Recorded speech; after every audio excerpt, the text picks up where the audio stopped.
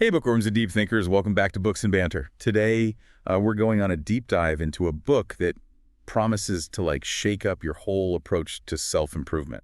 It's called Real Help by Ayodeji Owosika. Yeah, this one's definitely not your typical, feel-good self-help book. Okay. Owosika really digs into some of the less glamorous but super important realities about how society is actually structured. Okay, so is he saying there's some big conspiracy to keep us all from succeeding? Not exactly a conspiracy, but he does argue that a lot of societal systems, especially those stemming from the Industrial Revolution, actually incentivize what he calls averageness. Hmm. So kind of like how schools were designed to create a workforce for factories, is that what he means? You're getting the idea. He even uses a pretty striking analogy, comparing employees to housebroken dogs. Well, It might sound harsh, but it really highlights how many systems reward conformity and risk aversion. that's a pretty bold statement. But I can see how traditional jobs often prioritize following the rules and not rocking the boat. Hmm. So how does that fit with all the messages we hear today of being innovative and entrepreneurial? Well, that's where Owasika gets really interesting. He doesn't deny that tension, but he offers advice on how to navigate a world that might not always celebrate you breaking the mold. I'm all ears. What's the secret sauce? He suggests 3 key attitudes. Keep your mouth shut, be normal around others, and stop taking shit personally. Now, before you bristle at those, let's dig a little deeper into what he actually means. I have to admit, those sound a little, negative at first glance. Yeah. Tell me more. First, keep your mouth shut isn't about suppressing your true self, but rather protecting your goals from negativity while they're still fragile. You know how it is. You share a dream with someone and they immediately start pointing out all the reasons it won't work. Oh, yeah. It's a surefire way to kill your motivation before you even start. Oh, I totally get that. It's like trying to explain your passion for abstract art to someone who only likes landscape paintings. Exactly. And be normal around others ties us to this idea. It's not about being fake, but about recognizing that not everyone needs to be on board with your journey. You can respect their perspective without letting it derail your own. Okay, that makes sense. It's about picking your battles wisely, right? Yeah. Maybe don't launch into a detailed explanation of your keto diet to your friends who are happily munching on pizza. Precisely. And then stop taking shit personally is about developing that thicker skin. Not everyone is going to understand your path, and their reactions often say more about them than they do about you. So we've got to navigate this world that's kind of set up for averageness, and we need to be strategic about who we share our dreams with. But wouldn't media and information play a role in this too? Absolutely.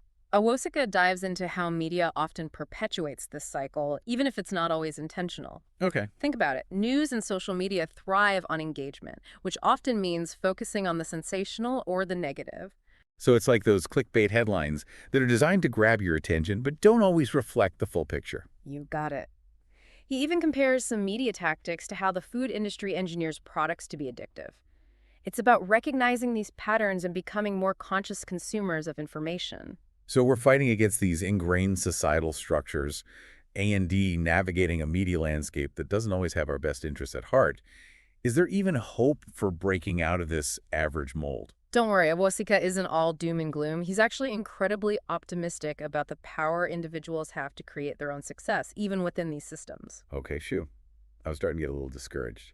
So what's the key to defying the odds? One big piece is resourcefulness. He shares his own story of starting his writing career using nothing but free resources at the library. It's proof that you don't need fancy tools or connections to get started. That's so inspiring. It reminds me of that saying, necessity is the mother of invention. And it's not just his story. He also highlights the journey of a single mom who became a successful writer on Medium.com. It's about using what you have VE, not focusing on what you lack. I love that. It's a reminder that everyone has the potential to succeed, regardless of their circumstances. But is it all sunshine and rises? Are there any hard truths we need to face about this whole success thing? Well, Owosika doesn't shy away from the less glamorous aspects of success. He outlines what he calls unfair attitudes that are essential for achieving big goals, and these might surprise you. Ooh, I love a good paradox.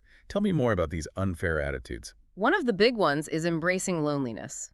He argues that pursuing a unique path often means venturing into territory where few understand your vision. That makes sense. It can be tough to go against the grain, and it's easy to feel isolated when the people around you aren't on the same wavelength. Exactly. And another unfair attitude is accepting that real success takes time. Forget those get-rich-quick schemes. Building something meaningful takes years of dedicated effort. He even shares that it took him 5 years to build a six-figure income online.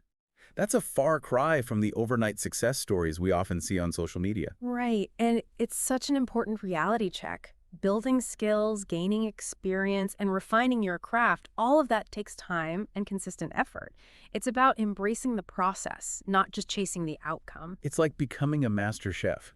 You don't just magically whip up a Michelin star dish overnight. It takes years of practice, experimentation, and refining your techniques. Another crucial unfair attitude is focusing on building skills and competence as the foundation for passion, rather than waiting for passion to magically strike. Now, that's an interesting take. It seems like everyone's always saying, follow your passion, but you're saying it might work the other way around. Think about it. When you become truly skilled at something, when you experience the satisfaction of mastery, passion naturally grows from that competence. It's like learning a musical instrument. It might feel like a chore at first, but as you develop your skills and create beautiful music, you start to love it. I'm starting to see how this all connects. But with all this talk about societal structures and the challenges of success, it's easy to feel like we're at the mercy of forces beyond our control. Does Awosika offer any hope for those of us who feel stuck? Well, he introduces this fascinating concept of the two movies on the same screen. It's about how different mindsets can lead people to perceive the same reality in totally different ways.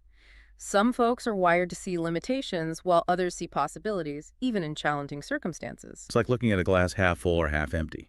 The amount of water is the same, but our perception shapes how we feel about it. And guess what? Owosika, despite acknowledging all the harsh realities, chooses to focus on the optimistic movie. He sees the opportunities presented by technology, the internet, and the rise of entrepreneurship. So instead of feeling overwhelmed by all the conflicting messages out there, we can actively choose the movie that empowers us and aligns with our goals. Exactly. It's about taking control of our narratives and focusing on the aspects of reality that fuel our growth and progress. This is already blowing my mind. And I bet we've only just scratched the surface of Awosika's real help philosophy. What else does he have in store for us? Well, there's a lot more to explore. We'll dive into the power of self-reliance, the importance of identifying and leveraging your unique strengths, and how true self-improvement can actually lead to greater generosity and positive impact. Wow, I can't wait to unpack all of that. Don't go anywhere, folks. Yeah. We'll be right back with part 2 of our deep dive into real help. Welcome back. We left off talking about choosing your optimistic movie, that mindset that sees possibilities even in challenging situations. And Awosika takes this idea a step further with his concept of real help, which he contrasts with some of the more superficial self-help messages out there. Okay, I'm intrigued. What's so different about real help? It's about acknowledging uncomfortable truth and embracing personal responsibility. Awosika argues that real growth comes from facing challenges head-on, not seeking quick fixes or sugar-coated solutions. So less about feeling good and more about actually doing the work to create lasting change. You nailed it. He even uses this term, Faustian bargains, to describe the traps we fall into when we prioritize short-term comfort over long-term fulfillment.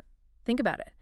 Staying in a soul-crushing job just for the paycheck, or giving up on a personal dream for a sense of security, those can be Faustian bargains. I get it. It's like choosing instant gratification over building something truly meaningful. Kind of like hitting the snooze button instead of going for that morning run, even though you know you'll feel better if you do. Exactly. And Awosika connects this to the idea of becoming antifragile, a concept he borrows from Nassim Taleb. Taleb uses the turkey problem to illustrate the dangers of fragility. Okay, now you've got me curious. What's the turkey problem? And how does it relate to self-improvement? Imagine a turkey that's fed every day. Okay. It starts to believe that this abundance will last forever and becomes completely dependent on it. Then Thanksgiving rolls around. Oh, yikes. I see where this is going. Right. The turkey, having grown complacent, is totally unprepared for the sudden shift in circumstances. This is what Taleb calls fragile. Awosika argues that we can avoid becoming the turkey in our own lives by diversifying our income streams and building skills that make us adaptable to change. So it's like having multiple streams flowing into a river. If one dries up, the river keeps flowing. Does that mean we all need to become side hustle gurus? Awosika is a big advocate for side hustles, but it's more about having multiple sources of income so you're not solely reliant on one job or one source of stability. This could mean investing, freelancing, starting a small business, or even learning new skills that make you more marketable. It's all about having options and not putting all our eggs in one basket, right? Yeah. But how do we know where to focus our energy? There are so many possibilities. That's where Owosika's advice about staying within your circle of competence comes in. He even shares a cautionary tale from his own life about his brief and unsuccessful attempt at Bitcoin investing. He admits he didn't really understand how it all worked. Oh, yeah, I remember him saying he didn't even know what a blockchain was. Exactly. He uses that experience to show how important it is to stick to what you truly understand, especially when it comes to financial decisions or career choices. So it's not about being a know-it-all, but recognizing your strengths and focusing your energy where you can truly excel. But how do we actually figure out what those strengths are? Owosika suggests exploring tools like the Myers-Briggs and Big Five personality tests. Now, he acknowledges that these tests might not be perfect, but they can offer valuable clues about your natural inclinations. I've taken those tests before, and I found them to be pretty insightful. It's interesting to see how your personality traits might influence your career choices or even your relationships. He even shares how he used these tests, along with feedback from others, to figure out his own strengths and talents. He realized he's a natural writer and teacher, which led him to build a successful career around those skills. It's like those tests give you a map of your potential, and then it's up to you to explore the terrain and chart your own course. But there's still this nagging question in my mind. Isn't all this self-improvement stuff a little, well, selfish? Now, this is where Owosika gets really thought-provoking. He argues that true self-improvement might appear selfish on the surface, but it actually leads to greater generosity and positive impact. Wait, so he's saying putting yourself first can actually make you more helpful and generous. That's exactly his point. He talks about the pitfalls of the generous scorekeeper and the "I gave up my dream for my kids" lie. These behaviors can mask deeper insecurities and actually hinder your ability to contribute meaningfully to the world. I'm starting to see how this ties back to those Faustian bargains we talked about earlier. It's like sacrificing your own potential in the name of selflessness, but ultimately ending up unfulfilled and resentful. Owosika argues that when you prioritize your own well-being, when you invest in your growth and development, you actually increase your capacity for genuine giving. You have more energy, resources, and a stronger sense of purpose, which naturally spills over into all areas of your life. It's like filling your own cup first, so you can then pour from an overflowing abundance, rather than trying to give from an empty vessel. Yeah. Okay, this is all making a lot of sense, but what about the challenges that inevitably come with choosing a path less traveled? The world doesn't always reward those who go against the grain. Owosika doesn't sugarcoat the difficulties. He draws parallels to the hero's journey in classic literature, talking about the nobody phase and all the trials and tribulations that come with pursuing a calling. He even advises moving in silence, avoiding premature sharing of goals with those who might not understand or support your vision. It's about protecting your energy and focus during those vulnerable early stages. Exactly. And he emphasizes finding your tribe, those who share your values and aspirations. Having a supportive community can make all the difference when you're facing resistance or doubt. So we've got to embrace those unfair attitudes, focus on our strengths, and build a support system.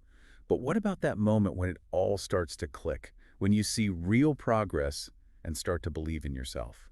Owosika calls this the "damn, maybe I can pull this off" mentality. It's that shift that occurs when you start seeing tangible results from your efforts and your confidence soars. I love that phrase. It captures that feeling of excitement and possibility when you realize you're actually on the right track. He talks about how this realization often leads to a snowball effect. Skills build upon skills, opportunities attract opportunities, and your belief in yourself grows stronger. But he also cautions against getting distracted by those who haven't embarked on a similar journey. It's like finding your rhythm as a runner. Once you get into a groove, it's about maintaining your pace and focus, not getting distracted by the runners in other lanes. Owosika encourages finding that balance between staying in your lane, A&D maintaining a growth mindset, always learning, experimenting, and refining your craft. This has been so insightful. I'm already feeling inspired to apply some of these real help principles to my own life. But I can't help but wonder what happens when we encounter pushback from the people closest to us, the ones who don't understand this new path we're on. That's a great question, and one that Owosika addresses directly. He provides some really practical advice for navigating those tricky social dynamics, and we'll dive into that in the next part of our deep dive. Ooh, I can't wait. Don't miss part 3 of our exploration into real help, where we'll delve into dealing with resistance, embracing authenticity, and ultimately creating a life that makes you say, damn, maybe I can pull this off. We'll be right back. Welcome back to Books and Banter. We're wrapping up our deep dive into real help, and I have to say this book has really challenged my thinking about self-improvement. Yeah, it's been quite a journey. We've Yeah. covered a lot of ground from those societal structures that incentivize averageness. Right. To the importance of embracing discomfort, focusing on our strengths, and building that anti-fragile life. One thing that really struck me was Awosika's reframing of selfishness. He argues that prioritizing our well-being isn't about neglecting others, but about becoming the best version of ourselves so we can contribute more meaningfully to the world. Yeah, it's such a powerful shift in perspective. He debunks that myth that self-improvement is inherently selfish, showing how true generosity and positive impact actually come from a foundation of personal fulfillment and growth. It's like the oxygen mask analogy on airplanes. You Yeah. have to put on your own mask first before you can help others. Taking care of our physical, mental, and emotional needs allows us to show up more fully in every area of life. Right. And Owosika also challenges that idea that success requires some extraordinary talent or a stroke of luck. He emphasizes resourcefulness, persistence, and those unfair attitudes we discussed. He reminds us that success is often less about being a genius and more about being willing to do the hard work, even when it feels lonely, challenging, or even unfair. Exactly. And he doesn't just offer vague platitudes, you know? Yeah. He gives practical advice on everything from identifying your strengths to building valuable skills, starting a side hustle, and navigating that inevitable resistance that comes with venturing off the beaten path. I love how he encourages us to stay in our lane, focusing on developing that circle of competence and avoiding the temptation to chase shiny objects or compare ourselves to others. Right. He emphasizes that mastery isn't about being a jack of all trades, but about becoming exceptional in a specific area that aligns with your natural talents and interests. And he reminds us that it's okay to start small, to experiment, and to iterate along the way. Building a fulfilling and successful life is a marathon, not a sprint. So what does all this mean for you, the listener?